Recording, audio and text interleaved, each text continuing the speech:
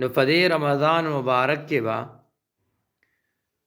دومره اعمال کوو، دومره جړاګانې به کوو، دومره به الله رب العزت ته منت او زارۍ کوو، دومره ډېرې سجدې به لګوو، دومره ډېر تلاوتونه به کوو، دومره ډېر صدقات او خیراتونه به کوو چې الله رب العزت په موږ رحم راشي او الله موږ معاف کړي.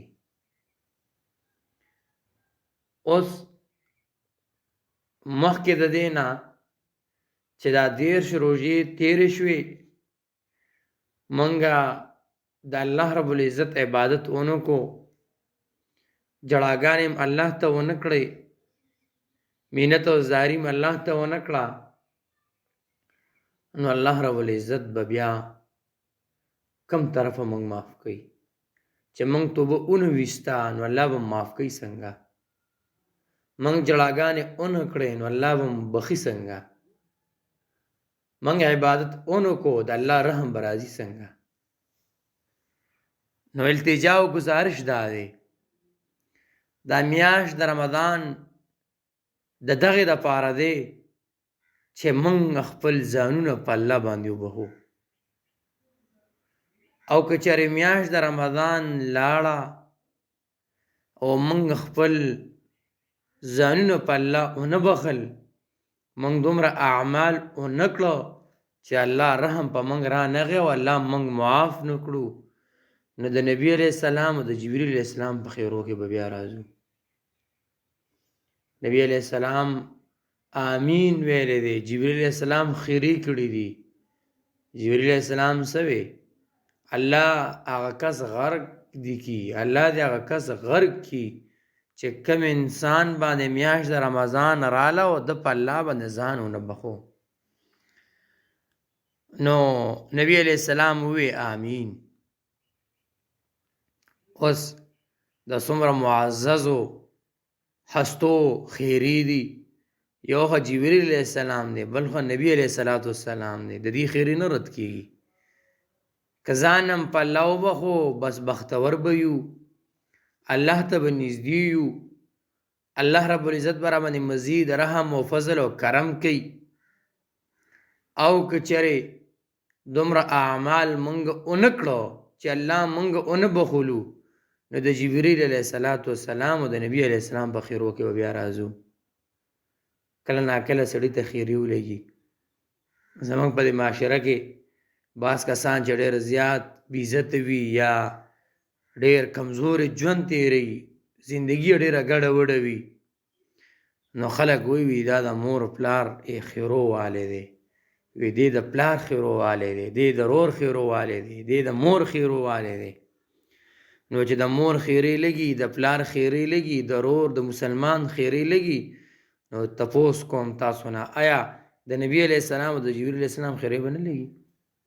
هغه خیرو کې خو شک نشته، هغه به ټک پک کې وي. نو لہذا په رمضان مبارک کې ډومنې خبره دا ده چې ډېر زیات عبادت پکار دی. خو چې انسان ته موقع ملاویږي بس دې نفلونه کوي، خو چې انسان ته موقع ملاویږي دې تلاوتونه کوي. په تلاوت ډېر زیات کوي، هر ټیم تلاوت کوي، د ورځې ډېرې ډېرې سپارې وایي. نو الله رب العزت څه وایي؟ یا ایها الذین آمنوا کتب علیکم الصیام، اے مومنانو په تاسو باندې روژې فرض کړې شوي دي، کما کتب علی الذین من قبلکم، صرف په تاسو نه دي فرض کړی شوی. ګورې په دې خفه کېږئ مو چې په موږ روژې فرض دي او دا اوس څنګه نیسو، نه ستاسو نه مخکې خلکو باندې فرض وو.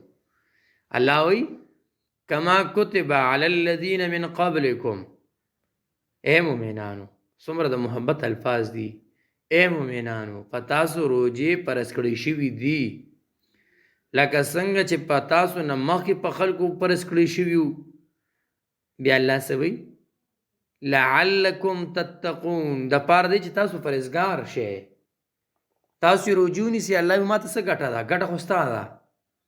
تا روژې ونیولې، ما ته څه پیدا ده؟ پیدا ستا ده. ته پرهیزګاره شوې، ته تقوادار شوې، تا کې تقوا راله، تا کې للهیت راغی. په دې تقوا به دې بخم، په دې للهیت به دې بخم. ته روجي ونیسه، ته ماته روجې مخې ته کا. ته په روجه کې څنګه چې د روجې لایق عبادت دی هغه شان د عبادت وکا. نسب وکم تاکي به تقوا راشي، ته به پرهیزګار شي او په دې تقوا او په دې پرهیزګارۍ باندې به زه تعالی جنت درکم. دا څومره د محبت الفاظ الله موږ ته استعمال کړي دي. نو روجې زموږ نه مخکې په نور امتونو باندې هم فرض وي. آدم علیه السلام نه والا عیسی علیه السلام پورې چې څومره انبیا وو په هغې باندې هم روجې فرض وي. دا داسې نه وه چې لکه یو میاشت په هغې باندې روجې فرض وي، نه، بلکې په چا باندې یو څو روجې، په چا باندې ایام بیض ورته وایي 13 14 15 تاریخ روجې فرض وي، په چا باندې د عاشورې روجه فرض وه، په چا باندې په روجه هفته کې یوه روجه فرض وه، د هفتې ورځې روجه مختلفې. خو چې کله هغې باندې الله وی چې ما روجه فرض کړې وه، هغې به م روجې نیولې، هغې ته هم د روجې حکم و. نو دارنګې تاسو ته هم د روجې حکم دی، هغې هم روجې نیولې دي، تاسو هم ونیسئ. هغه انبیاء امت ته د روجې ترغیب ورکړی و، تاسو ته محبوب صلی الله علیه وسلم د روجې ترغیب درکړی دی. نو دا خو یو گزارش و چې تاسو ته ما وکړو چې په روجه کې ډېر زیات عبادت پکار دی. دویمه خبره دا ده چې د دې روجې مقصد څه دی. یو کس یو کار کوي نو د هغه څه پس منظر وي، د هغې څه مقصد وي، هغه څه دپاره کوي دا کار. نو د دې روجې مقصد څه دی، په دې باندې ځان پوه کړئ. نننی درس تاسو ته د روجې په حوالې سره کوم چې څومره د روجې احکامات او څومره مسائل دي، څومره مقاصد دي، وجوهات یې څومره دي، دا درته ټول بیانو چې ستاسو په علم کې دا خبره راشي. دا یې زده کړئ چې د روجې مقصد څه دی. موږ روجې څه نیسو، موږ باندې الله د روجې حکم ولې نازل کړی دی. نو د روجې مقصد الله په دې آیت کې پخپله بیان کړی دی چې لعلکم تتقون. دا د روجې مقصد دی. د روجې مقصد تقوا او پرهیزګاري حاصلول دي. په نفس باندې چې په رمضان کې څومره سختی کېږي، نو په دې نورو میاشتو په نفس دومره سختی نشته. ډېر زیات سختی چې مونږ نفس ته ملاویږي نو هغه به د رمضان کې ملاویږي، ځکه چې خوراک بند شي، سکل بند شي، نور د انسان خواهشات هر څه ختم شي. نو اوس په دې کې انسان په خپل نفس باندې قابو بیا مومي او د حرامو نه بچ کولو ځان جوګه کوي. نو چې اوس انسان ضبط نفس هم پکې راشي، خواهشاتو باندې ځان هم قابو کی، حرام کارونه هم نه کوي، نو انسان تقوادار شو که نه. دغه د انسان تقوا ده، دغه تقوا موږ نه مطلوب او مقصود ده. نو چې دغه تقوا راله، الله رب العزت به انسان له جنت ورکوي. انسان په دنیا کې ژوند څه له تېروي، د انسان د زندګۍ مقصد څه دی؟ په دنیا کې د الله عبادت کول او په دې عبادت باندې الله رضا کول او د الله په دې رضا باندې چې بیا انسان د جنت میلاویږي.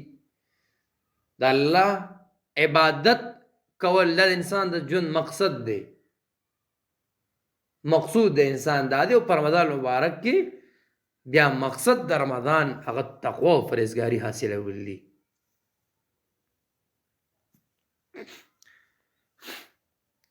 بله خبره چې په روژه به په چا چا فرض ده، څوک څوک به روژه نیسي. روژه په مسلمان باندې، عاقل باندې او بالغ باندې فرض ده.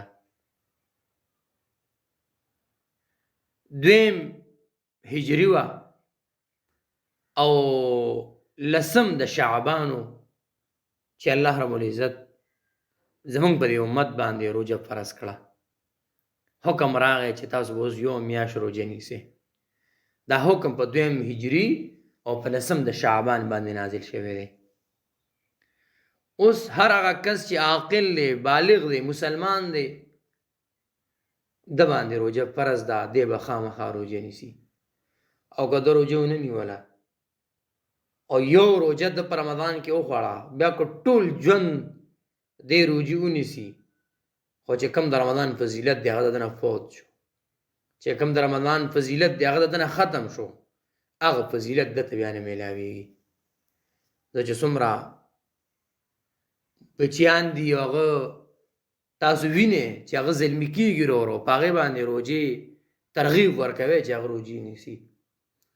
زمونږ دا زنانه په دې بچو باندې الله ډېر زیات خوږوي. بچی ته لا روژې مه نیسه، ته خو لا ډېر راکوټې، تا باندې روژې نه کېږي او ته تږي او ته توږې. نه، مه کوئ داسې. ماشومان روژو ته برابروئ. پخوا زمانه کې ډېر ښه وخت و، بچو ته به یې وی چې بچیا په تا باندې 15 روژې فرض دي، په تا باندې 15 روژې فرض دي، په تا باندې 3 روژې فرض دي. په هغه به فرض نه وي. هغه مشرانې ښځې مشران ډېر زیات هوښیار وو. سوچ وکړئ تاسو، څه به وي؟ په ده باندې نیمې روژې فرض دي. نیمې روژې خو نه فرض کېږي.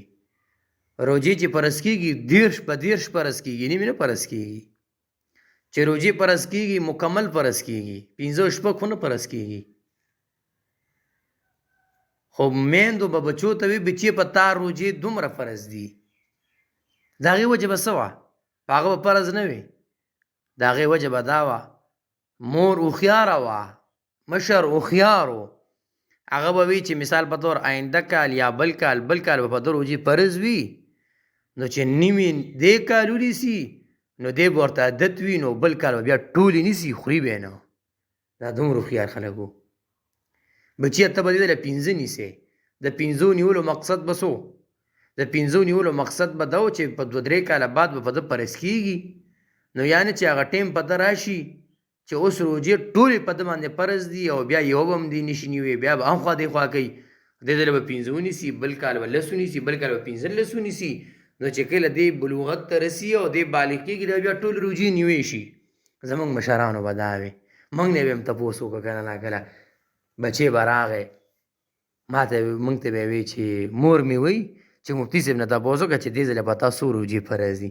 موږ به وی چې خدای او زه ته څه ووایو. د مور خو خپل یو مزاج دی. مور خو خپل بچې دین ته برابروي، شریعت ته برابروي. اوس موږ څه ووایو په دې کې؟ زمونږ خبره خو داسې نه ده چې په تا څومره فرض دي او په تا. موږ خو به ظاهر ته ګورو چې ته بالغ نه، په تا فرض نه دي. موږ به بیا دا وایو، خو لیکن موږ نه به هم تپوس وشو. بیا به موږ هم بس خبره هغې ته جوړه را جوړه کړه چې خیر دی ته دومره ونیسه او ته دومره ونیسه. نو لحاظه په بچو باندې چې تاسو ته پته لګي چې بل کال یا بل کال 2-3 کاله بعد بیا په ده باندې ټولې روژې فرض دي، نو اوس نه سخت کال نه بل کال نه رو اماده کوه، روژې پې نیسه. یو څو خیر دی یو دې ونیسي، بل دې وخوري، بل دې ونیسي، بل دې وخوري.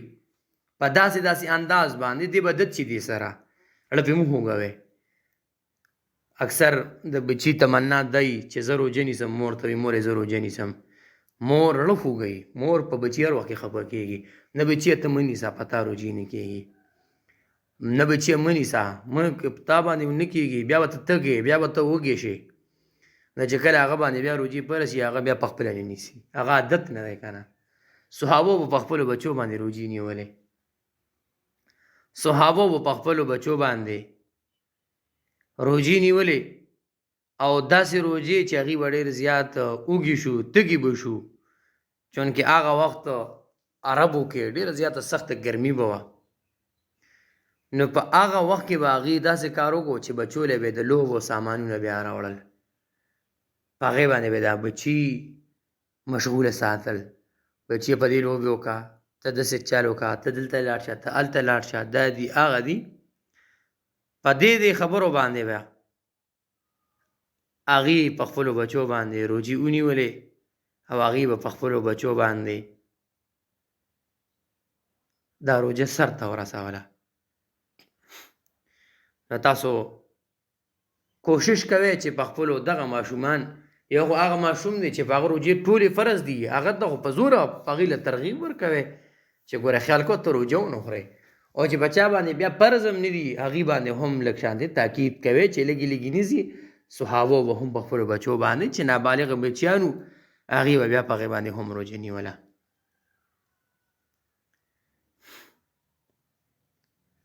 زمونږ د بعض کتابونو لیکلي دي چې دا روژه په زمونږ په دې امت کې فرض شوې ده، د دې وجه څه ده؟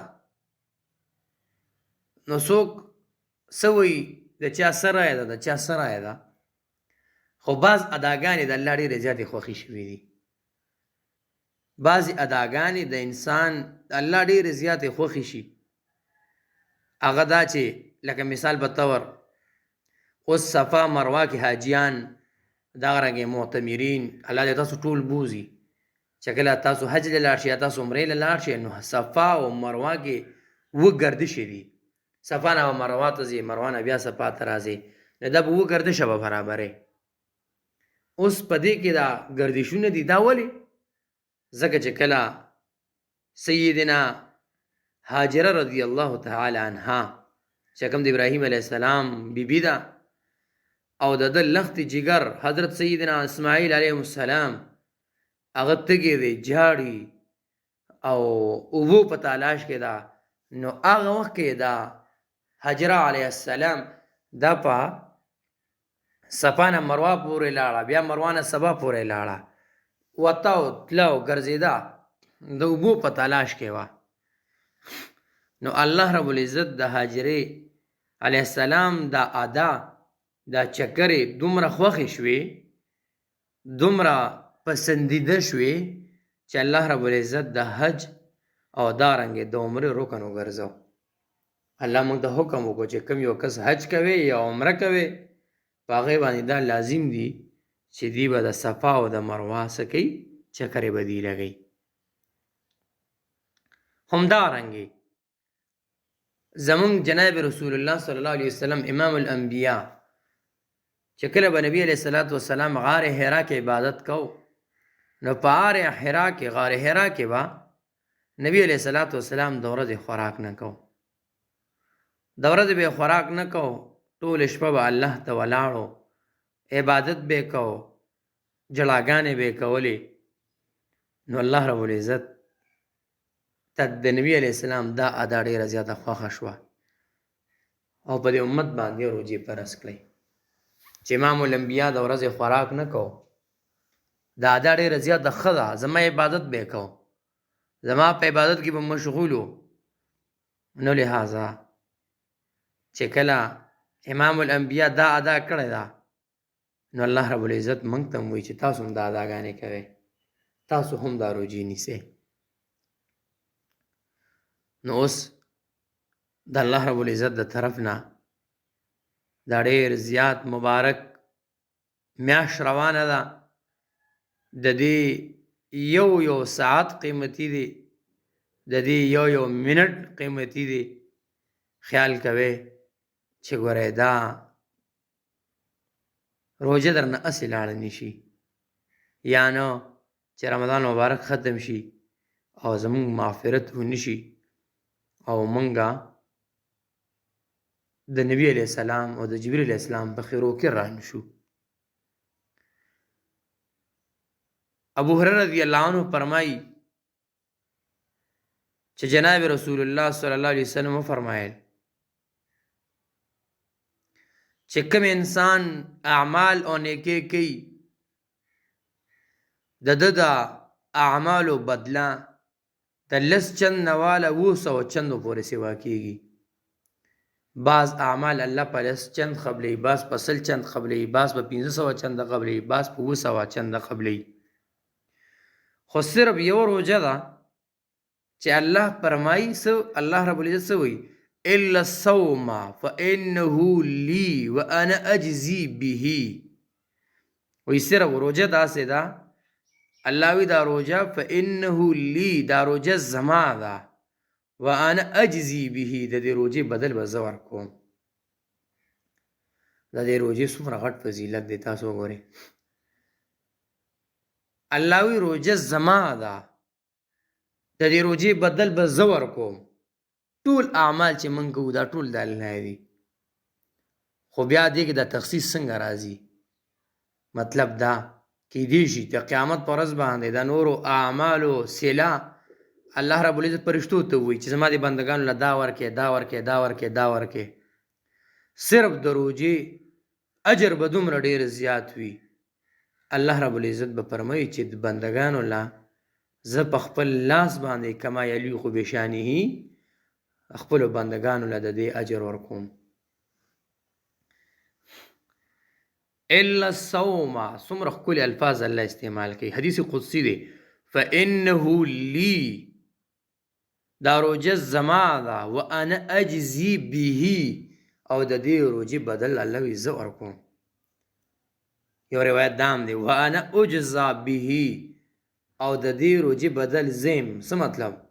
د قیامت په ورځ باندې به د دې روجې د برکته تاسو زما دیدار کوئ. که دواړه معنی والو نو د یو بل نه ښایسته او ښکلي دي. نن موږ روجه نیسو، زموږ په ذهن کې خو دا ده بس روجه ده او الله فرض ده او خبره ختمه. نه، روجې د فضیلت مد نظر ساتئ. کله چې روجه نیسئ دا فضیلتونه مخکې ږدئ ځان ته، بیا به تاسو له روجه مزه درکوي. روجه ځان ته مخې ته ږدئ، فضیلت مخې ته ږدئ ځان ته. تاسو وایئ چې دا روجه خو زه نیسم، الله به د دې ماله په خپل لاس بدله راکوي. زه خو دا روجه نیسم، د دې د روجې د برکته به زه د الله دیدار کوم. نو دا څومره غټ فضیلت شو، دا څومره لوی فضیلت شو چې دواړه مراد والو. نو څومره غټ فضیلت دی. ولی الله رب العزت وایي که نه چې دا بنده زما دپاره خپل خواهش، زما دپاره دې خوراک سکاک هر څه پرېښي دي. او روجهدار دپاره حدیث کې راځي چې دوه خوشحالۍ دي.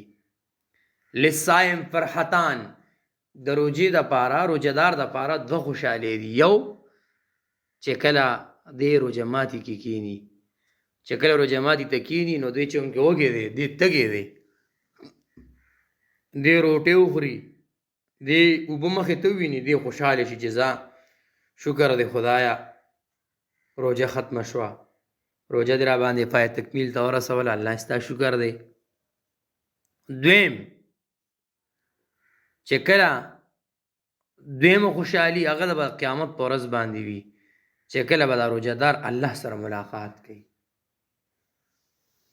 نو چې کله الله رب العزت سره موږ ملاقات کوو نو دا روجهدار به ډېر زیات خوشحاله وي. ولې؟ د دې روجې د برکته الله سره به زموږ ملاقات کیږي، موږ به الله دیدار کوو، موږ به الله اینو، الله به موږ سره خبرې کوي. نو چې کله انسان سوچ کوي چې دا دوه خوشحالۍ دي، دا یو خوشحالي خو الله موږ ته په دنیا کې خیر و جماعتي په ټیم کې الحمدلله مسلمانان یو، روجې نیسو، روجه ماتي ته کینو. نو چې کله روجه ماتي ته کینو نو دا خوشحالي خو الله موږ تاسې هم ښیي. نو دا د دې خبرې دلیل انشاءالله چې دا بله خوشحالي به م راته الله خامخا ښیي، د الله د دیدار به م الله موږ ته ښیي. د دې امید ساتئ، په دې باندې دغه فضیلتونه مخې ته ږدئ او دا روجې نیسئ. سوال هم کوئ چې خدایه روجه ستا د رضا دپاره نیسم، او د دې روجې د رضا چې زه ستا د رضا دپاره نیسم، الله د دې د برکته به ته ما د خپل دیدار نصیب کړې. نو چې د الله دیدار به هر هغه کس ته نصیب کېږي چې هغه جنتي دی، جهنمي د الله دیدار نشي کولی. نو چې الله موږ ته خپل دیدار ښیي نو دا به د دې خبرې دلیل وي چې الله رب العزت زموږ نه رضا دی او الله موږ له جنت راکوي. کله چې انسان خوراک نه کوي د معدې نه یو بوی غونته کې راځي، معده خالي نو یو بوی راځي چې هغه ښه نه لګي. نو دغه روایت حدیث کې راځي دا ظاهرا د خولې یو بوی دی چې په انسان هم ښه نه لګي، خو الله رب العزت په نسبت باندې دا د مشکو نه ډېره زیاته پاکیزه او مزیداره ده. دا ډېره زیاته پاکیزه او مزیداره ده. ولې چې دا د انسان معده خالی ده، معدې د خالی کېدو د وجې نه د انسان د معدې نه یو بوی غونته کې راغی. الله وی دا معده زما د وجې نه خالی ده، زما د وجې نه ته خوراک نه کې، زما د وجې نه ته څښاک نه کې، چونکې ستا د معدې نه کوز دا کوم بوی راځي نو دا ماته د مشکو نه هم ډېره زیاته خوږه ده. د دې نه بغټ فضیلت بل سي.